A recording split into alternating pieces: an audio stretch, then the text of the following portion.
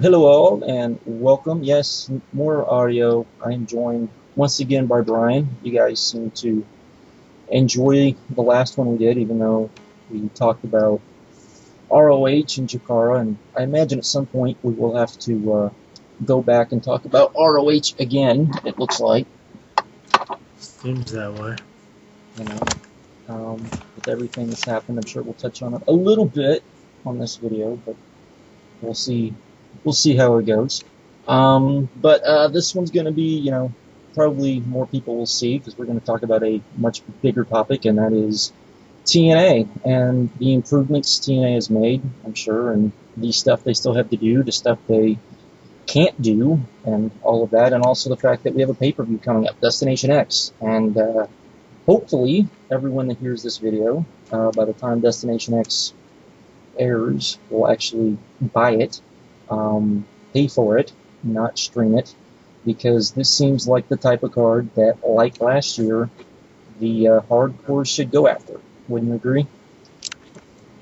No, last year I actually talked people out of ordering. Oh, that's right. I forgot, because you said it would go right back.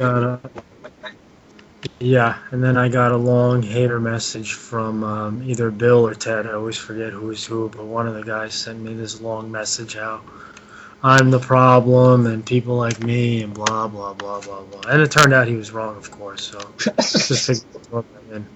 Well, last year's Because what happened after Destination X, it went right back to where it was, like it never even happened. True. Well, what do you think This year's different. This year's different? This year's a lot different. Absolutely, that's why we'll get into that. I do think before we probably should back up because we weren't going to talk ROH, but I think the Kenny King thing kind of leads into a lot of what's going on. So maybe let's get that out of the way quick. You want to go first? I mean, what's the deal there? Do you blame anyone, or is it just kind of business as usual? I would say this is what I would say. Every company, WWE, TNA, even WCW, everybody back in the day, is always, if you had basically a handshake deal on a contract that historically, not always, but 9 times out of 10, usually meant it was a done deal. WWE's had big-time stars for the last few years who were basically working on handshake deals. TNA has had the same thing. So I think for people to blame ROH for that happening, I understand it. I agree with it to an extent, but you have to remember that, that is a deal. On the other hand, I do think that, I personally, and I won't get into a big conspiracy thing, I think there's more to this than meets the eye, so to speak. I think there was probably somebody in Kenny King's ear as far as why he did what he did, more so because, this isn't something TNA normally does either, as far as sign a guy away from ROH who, is a key component to ROH without, some sort of agreement. You know what I mean? Yeah, so I think first TNA is safe here. I mean, I don't really think no, I'm not saying that they did anything wrong. I'm not saying anything right. I'm just saying if you look at it, I definitely think there's more to this than what we know, and we'll probably find out later down the road. I do think Kenny King probably burned his bridge with ROH, without a doubt, and it'll be interesting to see how other people look at him. I think it's a good pickup by TNA, without a doubt. I think he's probably better than most of I would say charisma-wise, character-wise, he's probably better than all the other guys they signed. Maybe not in-ring-wise, but I think he fits their style. I think he fits even the WWE style. So, as far as that, I think was a good pickup on their end. What about yourself? I think it's a good pickup. As for the blame, I really don't lay blame on anyone. I mean, I think ROH handled it the way they should have handled it. You cut bait the second he's on TV. Simple as that. I don't understand, though. It seems like people are upset at ROH, even the wrestlers. How could they do it via Facebook or however they did it? And to me, it's kind of like, do you guys realize how he did it? How do you think ROH found out? They were watching Impact. Yeah, or they... So it's like, it's fair game. Yeah. I mean, it's not like he called them up and said, hey, guys, I'm going to be on Impact tonight, so we better do something. He didn't do that, so they don't have to do that. So I have no problem with how they handled it. Fair game. I would agree And with even that part. yeah, and I mean, even what he did, whatever. It's not the worst thing in the world. He's got to worry about himself, you know. You got family. Things are rough out there. If he thinks TNA is his best payday, and this was his way out, not going to go crazy. So Yeah. I really don't have much opinion. I just kind of look at it like that. It's the way things go, and it's a smart move from ROH in the sense that the last thing they need to be worrying about right now is contracts. Agreed. They really don't want to be getting locked in longer term deals. So if they can pay guys other than their top guys, I mean, let's be honest, this wasn't a top guy. This isn't Steen, Davey, that sort of thing. He's a tag champ, but so what? I mean, so I just think, whatever, not really a big deal. Now, what do you think about Rhett Titus? How do you think he feels right now? I thought differently until I saw that video. I don't feel as bad for him as I did after. Did you see the video I'm talking about? No, I haven't seen it yet. Oh, so you can't count. They released a high spot. Looks like they're doing a shoot interview with A&X. Mm-hmm. And they were not too kind to ROH, to say the least. I can understand that, though. But yeah, I mean, I don't blame them. I mean, like, part of me says freedom of speech, you should be able to speak your mind, but then at the same time, you have to be realistic. I mean, in the real world, at my job, I can't just start blasting my company, even though I should be allowed to. I can't. So it's kind of the same deal here. I mean, what do you think is going to happen to them? It's not going to be in a good position once they see this video.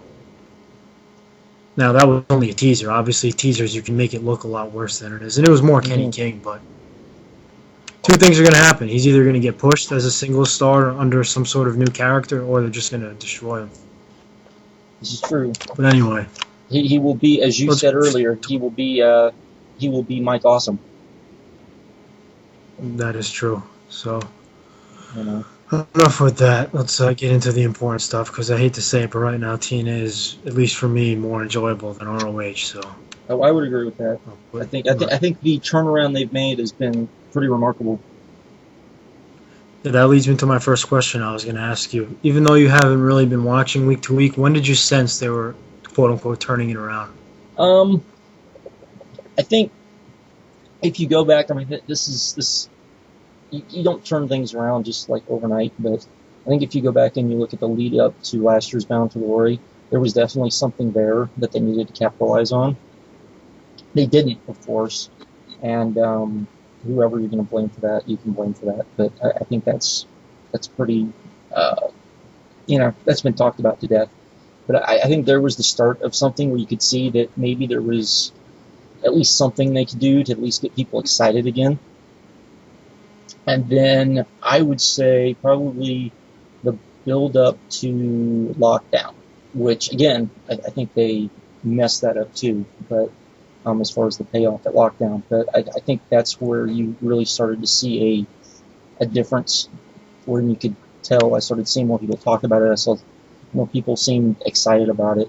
Definitely, as everyone says, as soon as Russo was out, and you had Pritchard in, you saw a completely different, I think, product for the most part. I think there's still some problems that you still saw while Russo was there, and we can talk about that later. But I would say, as far as I would say, you could see the starts of it at last year's Bound for Glory. That I think they kind of screwed the pooch on that, and then leading up to Lockdown, you could definitely tell that things maybe were starting to turn around. Now after Lockdown, it took them, really leading up to Slammiversary to really show that, okay, we know what we're doing now. Yeah, you already explained the first one. That was what I was going to say, and I've told people that about a month out from last year's Bound for Glory was when I sensed the first turnaround, because granted the tournament was not good, but you made 2 stars out of it, both beer money guys, Storm and Rude, as well as the world title build-up, all the video packages and everything, and the show was really clicking. And then after that, it went way off track, where 1 week good, 1 week bad, every pay-per-view was bad, so then it completely lost focus.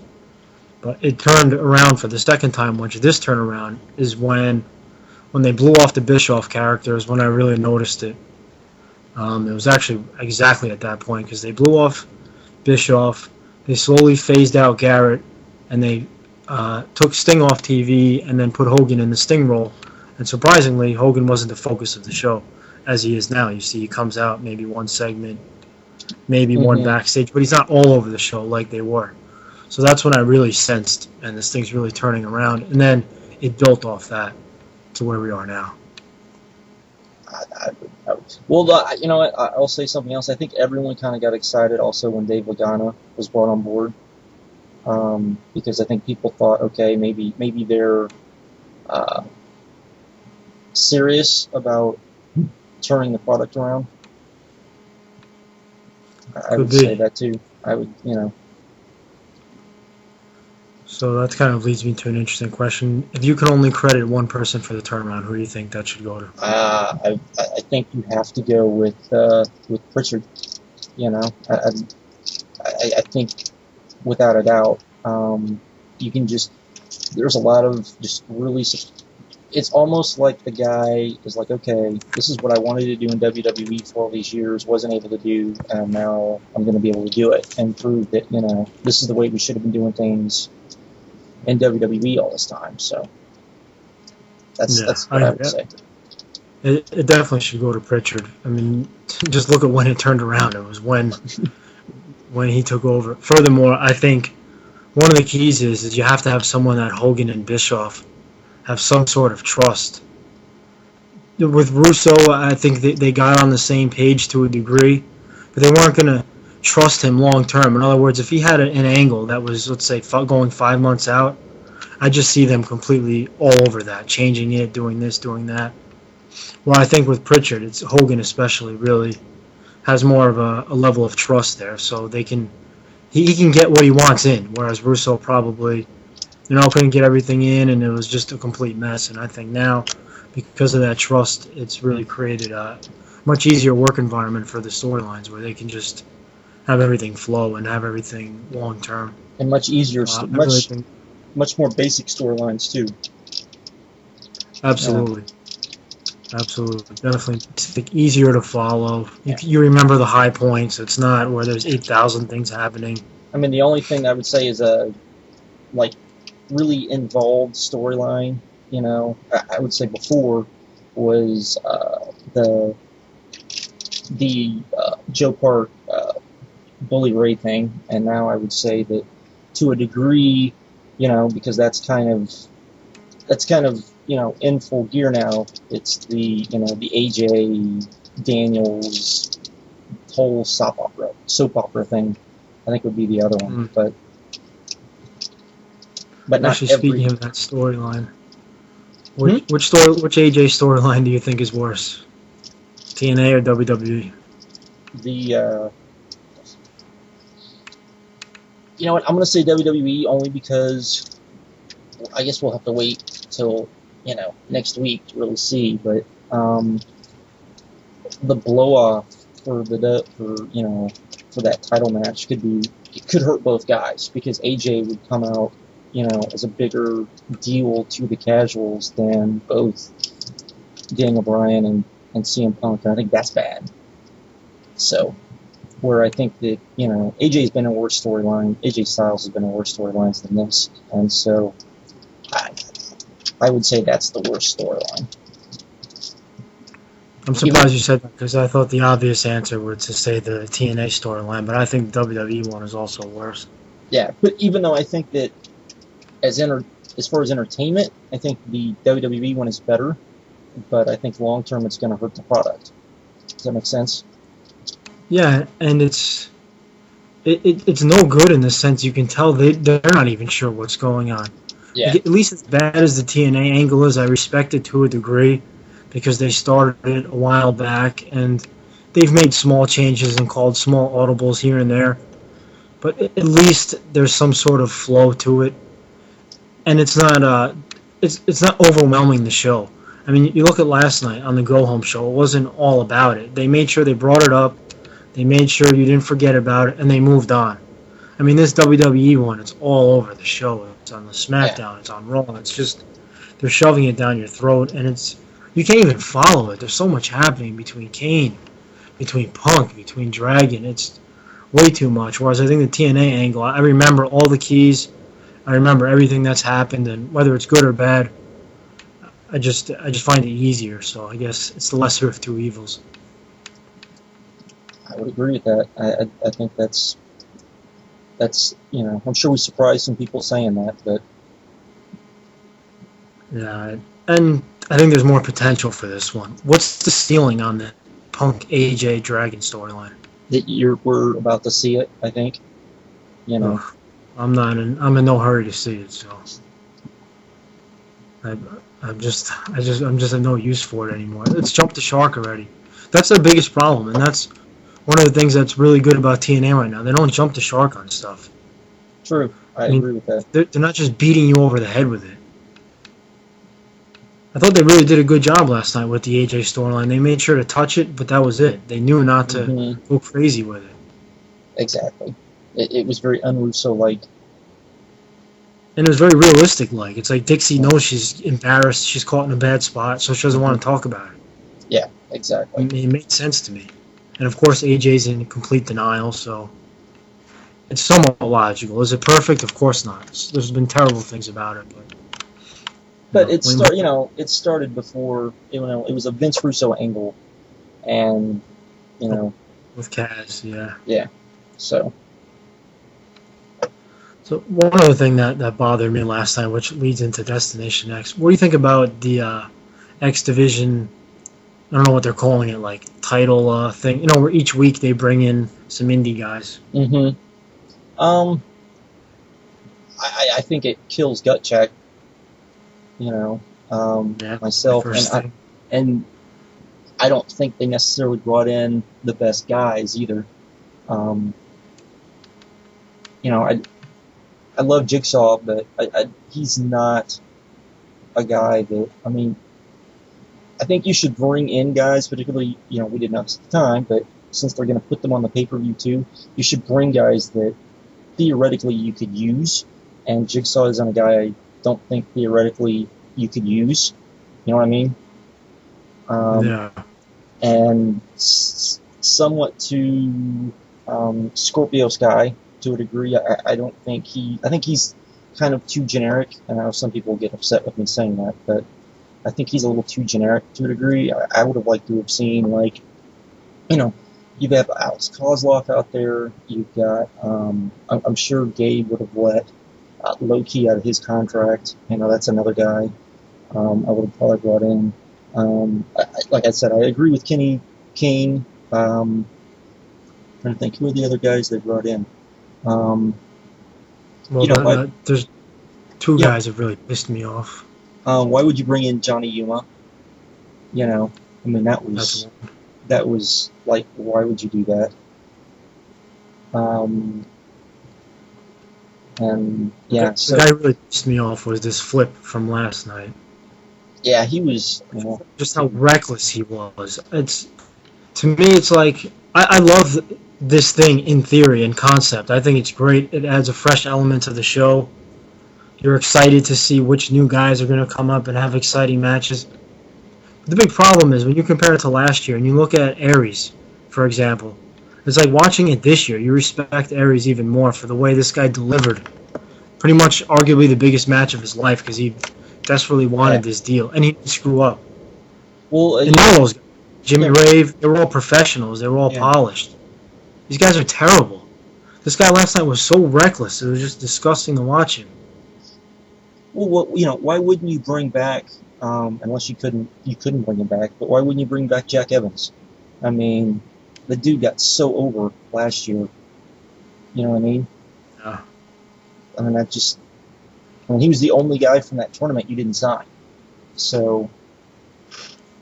From the paper, yeah. Like I said, I would just like to see guys a little more polished, a little safer, because someone's going to die. These guys are getting way too nervous. It's so obvious. Mm-hmm. They're nervous.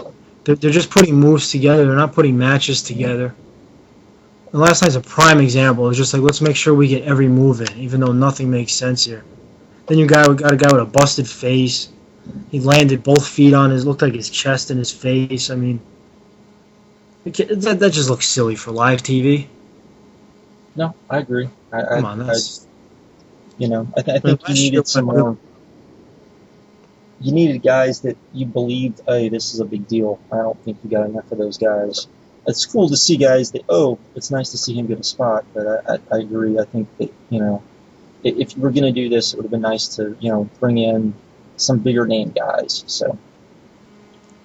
Yeah, either bigger name guys or guys where you've seen enough footage where you know they're polished, they're safe, their stuff looks crisp, they're not just flipping all over the place looking like idiots. Yeah. I mean, did you hear Taz? He actually said that sucked. Yeah. Yep. I mean, because I can only imagine they've just probably had enough as they're watching it. They're just like, can we get one match without tons of botches? You would think. Everyone's been sloppy. Jigsaw and Sanjay wasn't bad, but even they couldn't get on the same page. But I thought Jigsaw still looked good, though. Yeah, I agree. I think that was more. I doubt they've ever wrestled each other. You know what I mean? It's probably not. And I mean, Jigsaw wrestles a pretty, a very distinctive style, and so I'm sure Sanjay maybe wasn't used to that. So, that's gonna happen. But you know what? They did a good job, and the crowd was super into their match. Exactly. So, to me, that was a thumbs up. The rest of them can't say the same thing, but I love the concept, so I really hope maybe they bring it back again next year and somehow maybe get the right guys in. I think it's really exciting for the show.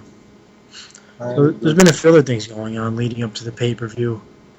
It's kind of weird because they do the Bound for Glory tournament, I guess. It starts before. So it kind of fizzles into this pay-per-view. You think that's a good idea how they do that? Does it add meaning to this show? I think so. I mean, you got one Bound for Glory match on this show. I mean, it's a big match. It's a match that should be good. So you would hope in Angle and Joe, my biggest problem with that is I don't like it when Angle and Joe are they're both faces or they're both heels. I think that's a mistake. I think one of them should always be the opposite of the other. Even if you're not going to use Joe, I think you have a feud there that fans still kind of buy into. So it's always good to have them kind of on opposite sides, so that when they do have a meetup, you can get that kind of ooh pop of ooh look, they're going to go at it. This will be good. Yeah, although the only thing though, Joe's lost a lot of steam. Oh, without a doubt. So now I don't even know. I mean, how much of that do you think is just him not caring anymore? Who knows? I mean, it could be a combination, him not caring and them not caring about him. But I like the way the Bound for Glory series has gone so far, and I thought last night they made the right move having Hardy go over Storm. Normally I wouldn't be in favor of such a thing, but if you look at the scoreboard, or the leaderboard, if Storm would have beaten Hardy, he would have been too far ahead. Yeah. I agree with that. And the match started slow, but at the end, I thought they really had a nice final few minutes. So it made Storm look good. It's not like he came across looking weak for losing to Hardy. And that's the important thing. You have to make it look like, So I think they did a good job there, and like I said, you don't want Storm running away with it. There needs to be some drama. Well, I got a question. Don't think it's I was going to say, well, no, go ahead, because I can wait till after we're done. I was going to say, I don't think it's a good idea, though, if it's face-face at the end. What do you think? Because that's going to hurt Storm. No, I think it needs to be face-heel, definitely. I mean, I think you need that. But the problem is, who's the heel? Because Bully's not going to be. Bully's not going to make it. That's why I'm saying I think Joe should be heel, because I think he's the one guy. Joe's third place? I think Joe's third place. Yeah, I think he's in third right now. Somehow he can beat Angle. That's the way to go. Yeah. And then you just Storm and Joe. Because I have a feeling they want to do Storm Hardy, thinking that if Storm beats Hardy clean, that's a way to elevate him into that next level. But I just think you run the problem of the fans are going to be more behind Hardy, and I don't think you want that for the guy going into Bound for Glory. Or do you have Storm beat Angle?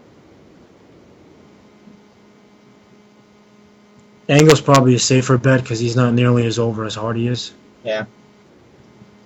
So that's not going to be that much of a problem, but I just think for Storm you'd want face heel. We'll see. I think if Joe loses to Angle, then he's not going to have enough to come back. So then you're looking at either Hardy or Angle for the finals.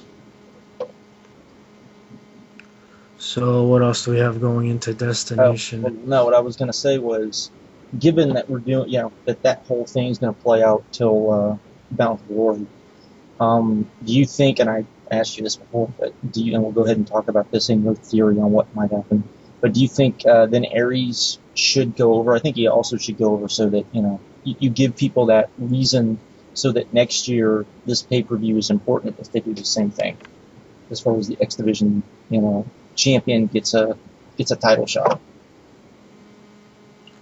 Yeah, I would have done it if the roles were reversed and Bobby Roode was a babyface, because then it's a cool story to tell of him losing the title but then getting back in the Bound for Glory series, and that's how he gets a match versus because now if Aries wins, then what? Are you abandoning the Storm Roode feud, or are you just throwing the belt right back on? You just throw the belt right back on Roode.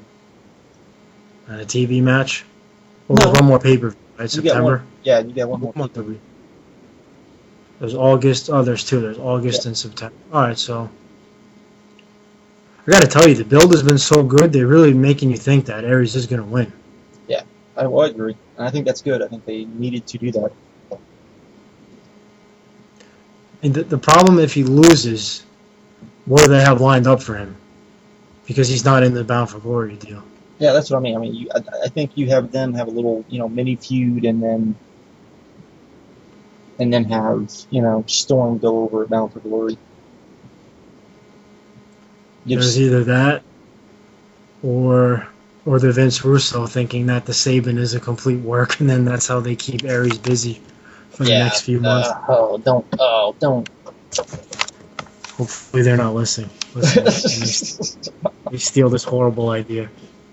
You should tell. That's only more tongue in cheek. I don't think you need to. You always wonder what. You need to tell people your horrible idea.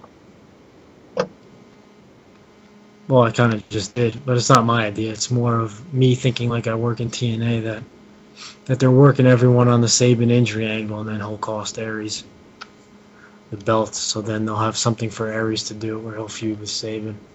Ugh. That would be TNA bad.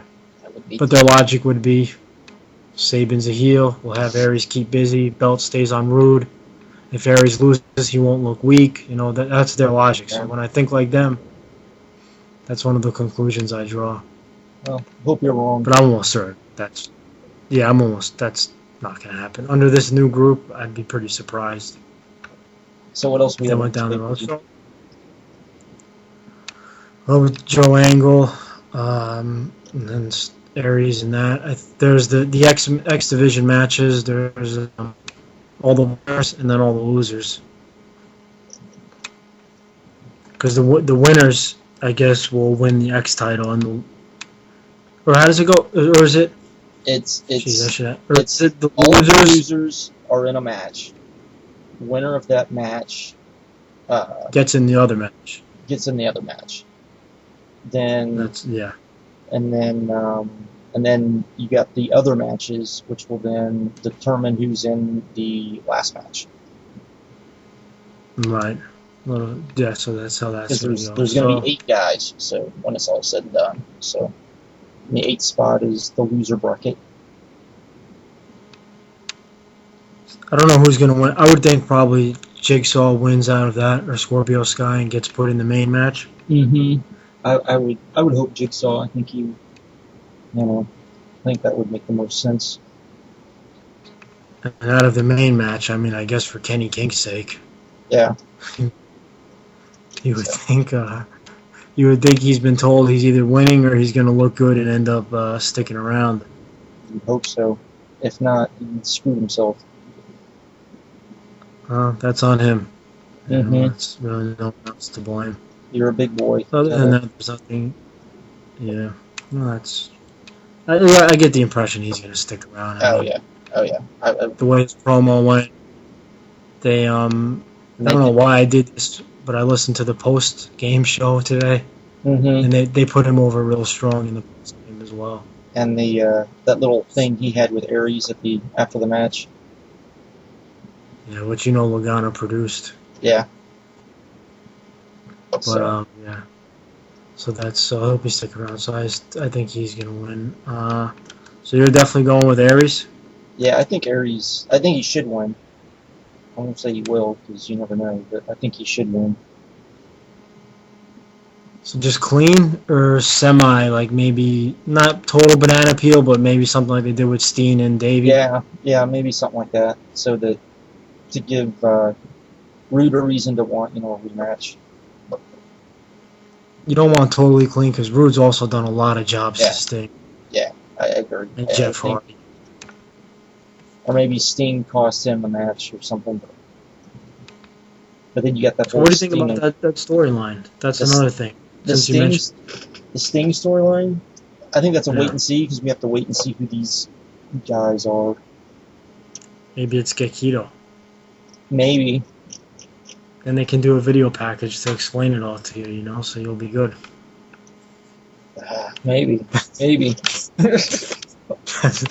I gotta say though that I like that too. That they're teasing little things. Again, they're not throwing that all at us at once. Like the Hogan thing was wacky, but I like that it was small and it's building.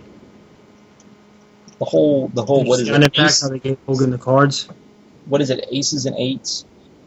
I think that's what it was. Aces and eights. Yeah. Like I said, it was silly, but it was something. Yeah. So that was. If it's not Jarrett, then I have no clue what they're doing. So. It's got to be, but I'm fine that it's an obvious answer. I don't mind that because it's kind of cool how they're getting there. No, because then if everybody thinks they know when they find out, then they'll be all excited. But, ooh, look, we knew we were right. You get that we were right pop. But so many people.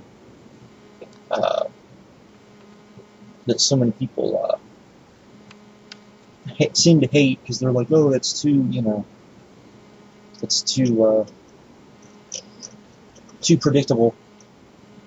Yeah, but in this case, it makes perfect sense. Plus, it'll be a decent match for nostalgia purposes. Jarrett always gets all of his heat, and everyone will love Sting. True. Since he's going in the hall, it's not going to be a 20-minute match like they used to do, so I'm totally fine with doing it, and it looks like I'll be fine with how they're getting there. So far, so good. Let's hit up a couple other quick things. Something I was thinking about is presuming Storm wins the belt after Bound for Glory. Mm-hmm. Which, if you think he'll hold the belt for 4 months, you taking the over or the under? Oh, that's a good question. I don't know.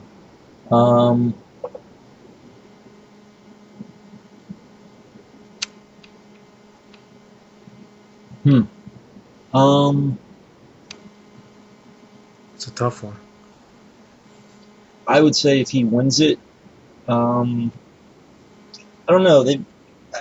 I think they're really trying to make the titles mean something. So I will say,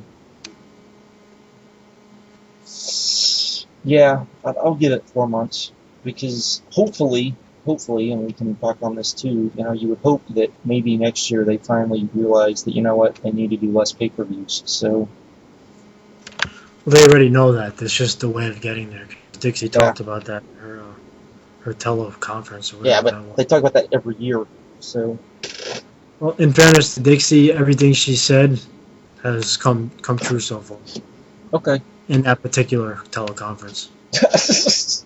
Obviously, in the other ones, that's different. But I'm saying, seriously, though, from now when I listened, the stuff she said is happening, so I give her credit there. On this thing, I'm actually going to take the under because, unfortunately, they're just obsessed with heels, and I could easily see them in like 2 months just getting tired of him, tired of the baby face. It's not cool. If a rating drops, they'll think it's him because they don't have a cool heel on top. And I'm almost certain that the next champion after Storm is going to be Rude again. Well, yeah, probably. I could definitely see that. Because Rude is going to be their guy now. When they think things are going bad, got to get it back on Rude. He's the cool heel. He's this, he's that. And I feel like it's going to go from Rude. Who knows if it goes to Aries, but at least from Bound for Glory, it'll go from Rude to Storm, and then back to Rude. And then from there, I'm not sure. But unfortunately, I think that's how they're going to go. Hopefully I'm wrong and Storm does a good job and holds it for more than 4 months, but not too optimistic about that. We'll see. So another little over-under. You think ROH, are we going to see another ROH guy in TNA in maybe the next 6 to 12 months?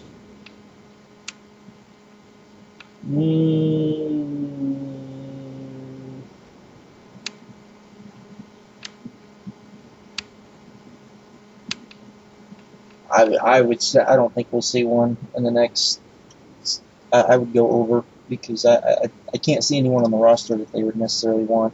If anything, they need to get rid of guys, and we can talk about that later too. Because I agree.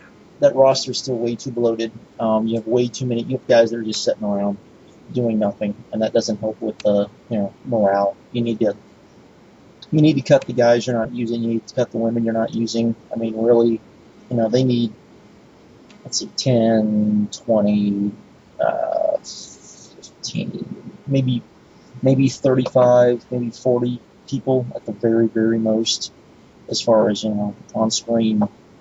Because I can't see you using with just 2 hours of television. And I know they'll say, well, we need more than 2 hours of television, which I think is crap. I can't see you using that many people, so I definitely think they need to, get rid of guys.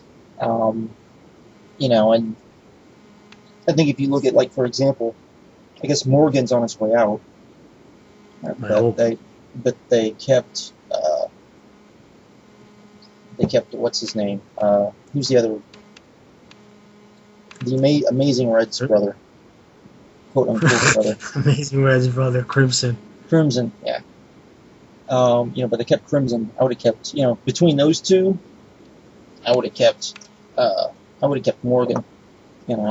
So if we had to do some quick roster analysis, top of your head, you're cutting. You've already said Crimson, so who else?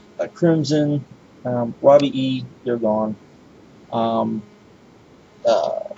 Rob Terry, you're gone. If you're not going to use Williams, he's gone. When was the last time we saw him on television? Yeah. Of course, I guess we're going to see him this weekend, but let's see. There's probably women I can't think of that, Well, they don't really count. I don't really care if they're there or not. Let me think here.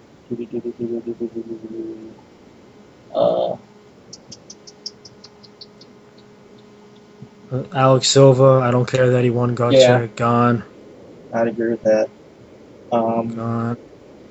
I would have said Kazarian. I was getting tired of him, but now that he's with Daniels, I'm keeping him. Yeah, I would agree with that. Pope, gone. Even though I like Pope, there's just no point at this point. Yeah, doing nothing. if you're not going to do anything, he's another guy. If you're not going to do anything, you have just to come once in a while. Hernandez, gone. Really? I think you need two giants.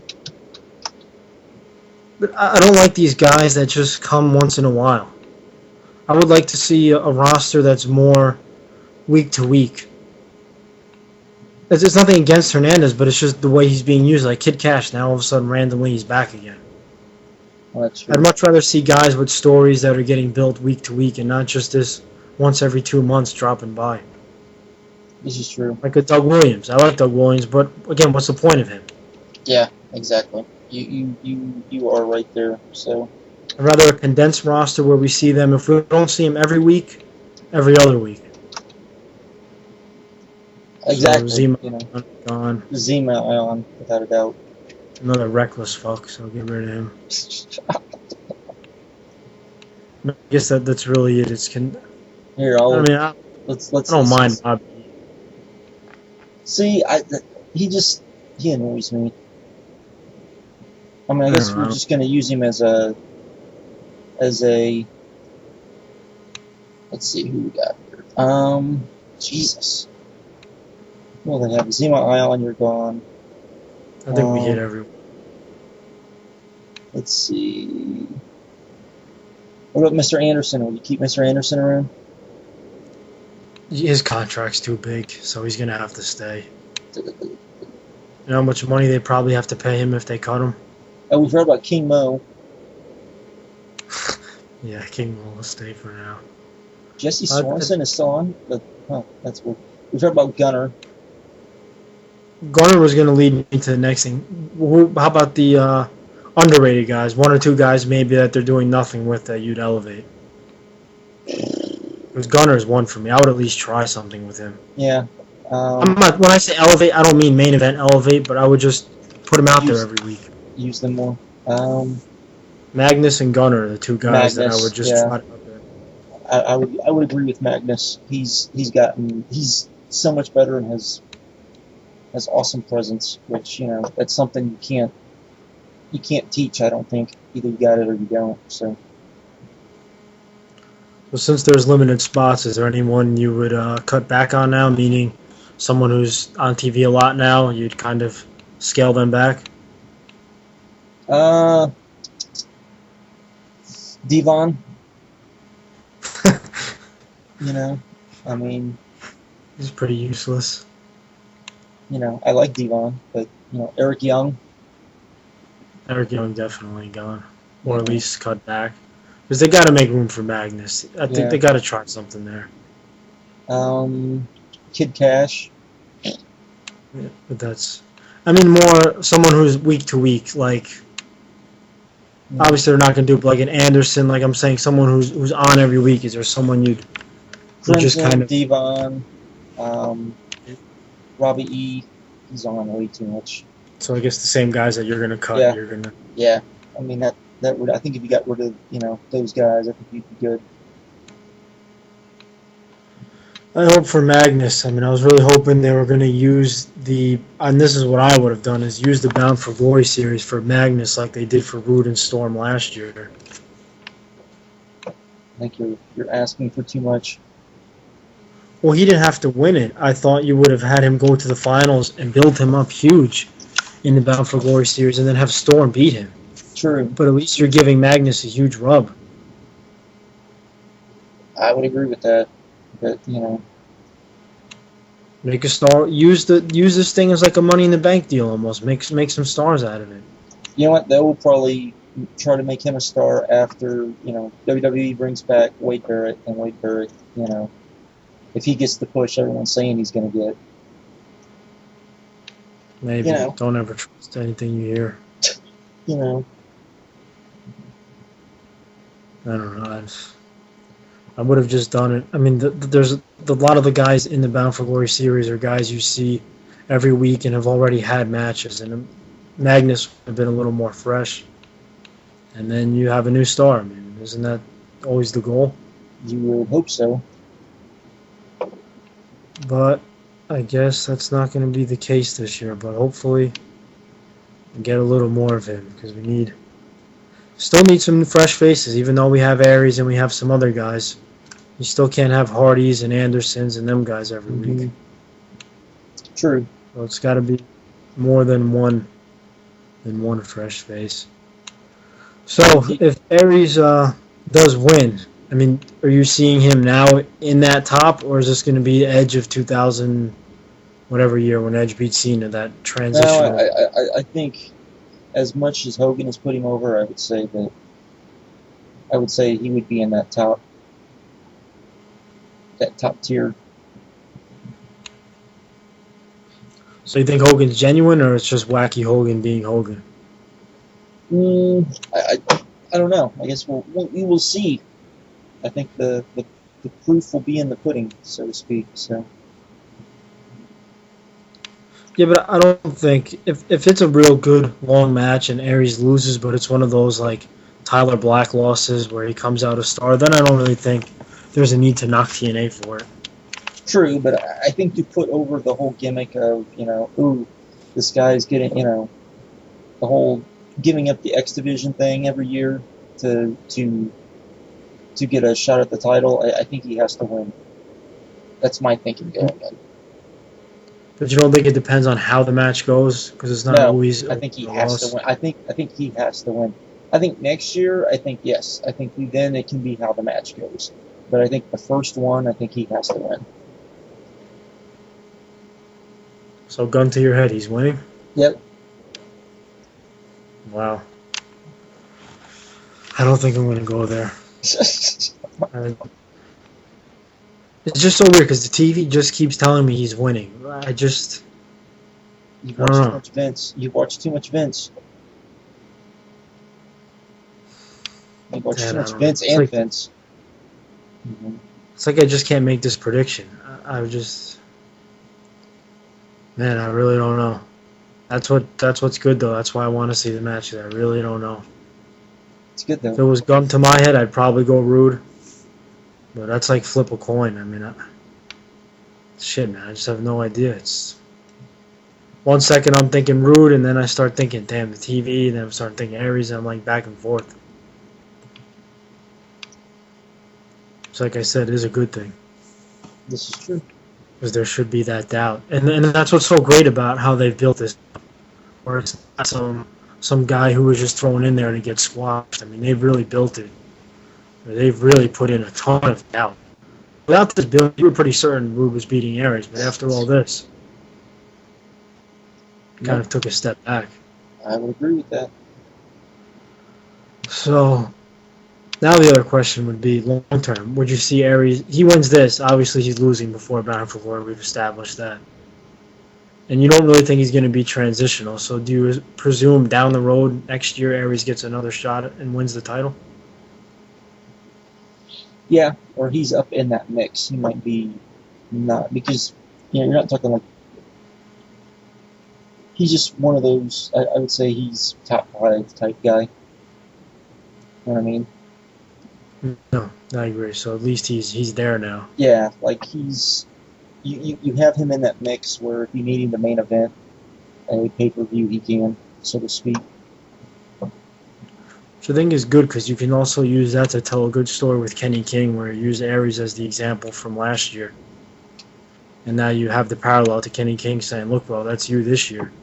Yeah, You're the guy who showed up with no contract. You're the guy who's the ex-champ now. This can be you." And then you can kind of have something throughout the year and see what you get out of that. Almost give Kenny King a rub through what Aries is doing now, which may have been the start of that backstage. Who knows? I would agree with that. I think that's a good idea.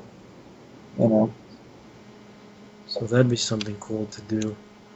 See, so our final thoughts here, I guess. Sounds like thumbs up. You're saying buy this pay-per-view, no doubts, right? yeah, I would definitely say this is definitely a pay-per-view. I would say that you should draw. You should try. You should buy because I think it's what everyone always says they want. I mean, you know, I can't think of, you know, I can't think of any reason why you couldn't. I mean, this is one of those things. Oh, we forgot the AJ Christopher Daniels match. Last man standing. Yeah. So That's another reason why I don't hate that storyline because we're actually getting finishes to the matches. exactly. So Oh. though I do I don't know how expect that that match to probably have some sort of screwy. That's okay. It's not the main Yeah. event. Yeah, but I think this is the type of pay-per-view everyone asks for. You know, you're getting Aries in the main event. You're probably, I would hope you get Aries winning the title. So definitely, I would say you need to speak with your money because if you don't, then you're not.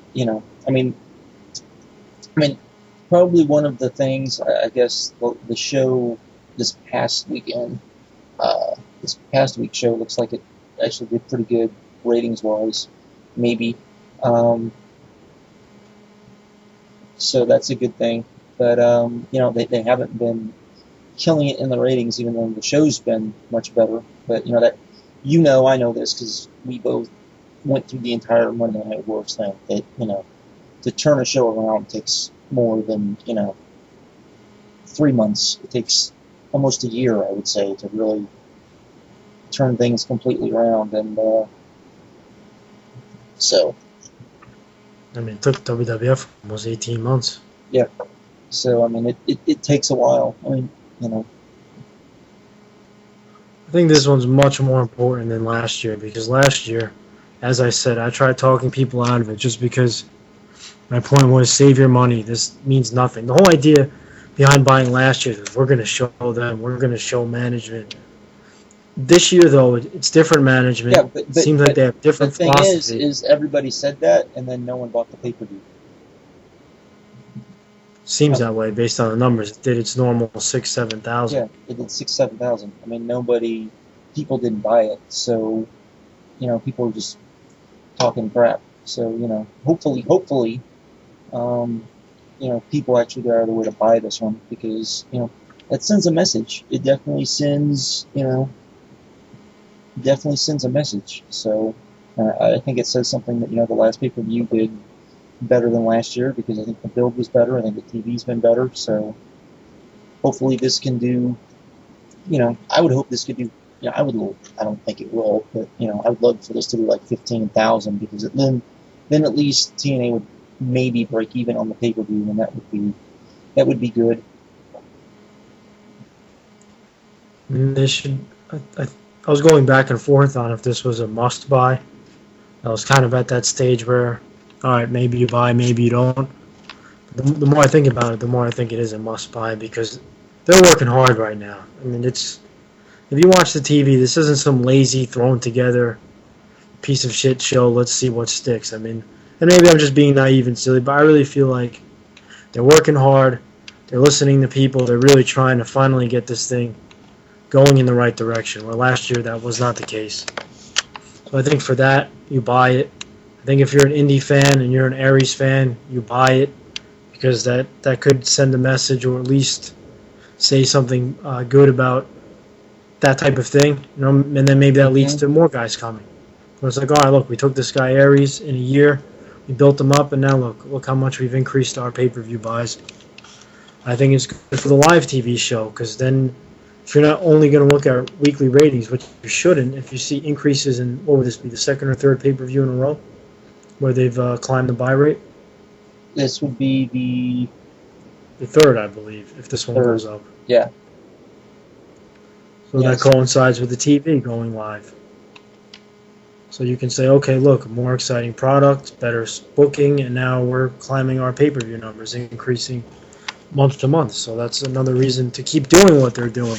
Because the problem is, if this show bombs, what if they react negatively, like they're known for doing, and they go back to the BS? That would suck. Where Hogan's on TV, and Bischoff's on TV, and Garrett, and every other horrible guy. So that's, if you like, put it this way, if you like what you're seeing now, get the pay-per-view. If you don't like what you're seeing now, then don't waste your time. Agreed. I just think, and like I was saying before, I think we both agree that they probably need to. Let me ask you this: how many pay-per-views do you think they should be doing a year? I was thinking about this earlier, and I thought 5 sounded good. Yeah, 4 to 6. 4 to 6. Because you have 2 hours a week. Why can't you do 4 to 6 and then 3 to 4 Clash of Champions? That's what people have been saying for forever. I just, just thinking about, Bound for Glory, Lockdown, Slammiversary. You're going to have those 3. The big four. And then you need 2 more, definitely. So I think if you spaced out Bound for Glory where you didn't have a pay-per-view for like 3 months before it, and then 3 months after it, it would make Bound for Glory even seem like that much of a bigger deal. And if you're doing the Bound for Glory series, it would be a lot easier to do it because then you wouldn't have to hand out title shots. Yeah, exactly. You can just do the series, have the champ, and have them in some non-title and things like that. But because of pay-per-view, you kind of have to do like they're doing now. But what they did now was smart. They found a contender who wasn't in the Bound for Glory series and still a relatively big star. So that was thumbs up to them for that. Okay. I got one more question for you before we before we end. What do you think about Bound for Glory being in Phoenix? I was very surprised by that. I, It I, that kind of scares doesn't me. strike me To as a be, market. yeah, that's kind of scares me because, I mean, I, I don't know. I mean, they did draw real well in Dallas, but that was Dallas. Younger demo. I mean, Yeah, Phoenix is becoming the new Florida. yeah. I mean, that's kind of scary, in my opinion. So I guess it's The only better thing I can than. think of that I oh god. Oh no, I was just gonna say that that it just makes me wonder maybe they should have had Bound for Glory at the Impact Zone because Phoenix just seems odd to me. Yeah, it is odd. The only thing I'm hoping is maybe they've looked into their demos and they're looking at percentage of where their ratings are coming from, and they've done focus groups and they've done their homework, and they've found that that this is a viable option. I would hope they didn't just blindly think, Phoenix is a nice area, nice time of year to be out there. We've never done there, let's do it. I mean, I would hope that's not how they decided, Well, or and that they're looking at. maybe they're gonna bring in some AAA guys and you just don't know it yet. You know. And it's possible, but and it worked for Dallas, but again, different demos. Yeah, I agree. I Different agree. demos, and that's really the key here. So, God, I hope they did their homework, because the last thing you want to see is them do all this hard work, and then you're watching a Bound for Glory with 50 crickets there. Yep. Well, I think we've rambled on longer than we had at first intended, so No, it's still under an hour, so we're safe. we're safe. Once we hit that Broadway, that's no buys. Yeah, it's no bias. All right. Well, with that, folks, we're out of here. Buy the pay-per-view. It looks like it's going to be a good pay-per-view. If you believe in the pay-per-view, if it looks like something you would like to buy, I definitely would say check it out. So, any final words from you? Yes, buy, no stream. There you go. All right, folks. With that, we're out. Later.